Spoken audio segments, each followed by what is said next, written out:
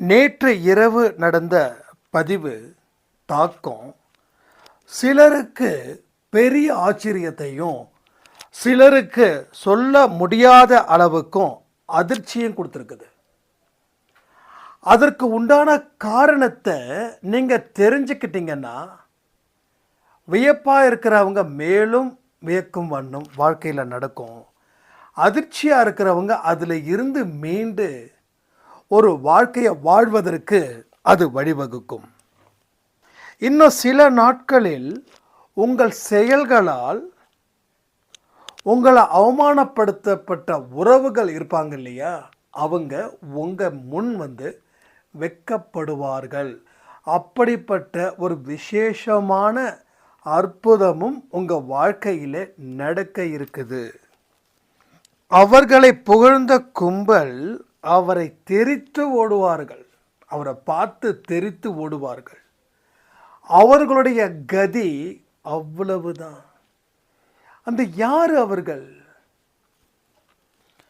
நோய் வந்த கோழி போல இந்த உலகத்தை விட்டு போகணுமா, இல்லை ஆரோக்கியத்தோட இந்த உலகத்தை விட்டு போகணுமா? அதற்கு உண்டான வழிமுறைகளை தெரிஞ்சுக்கிட்டா தானே. உங்க உறவுகளை நீ வீழ்த்த போராடுகிறாய். ஆனால் அப்படி நீ போராடும்போது, உன்னோட உறவுகளை எதிர்த்து நீ போராடும்போது உன்னை விட்டு எல்லாமே போயிடும். இது அறிவும் இல்லை, ஆற்றலும் இல்லை.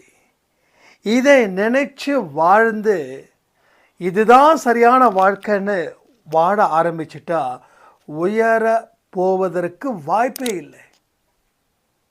அப்போ எந்த சந்தோஷத்தையும் நிம்மதியும் பெற முடியாதுன்னு அர்த்தம்.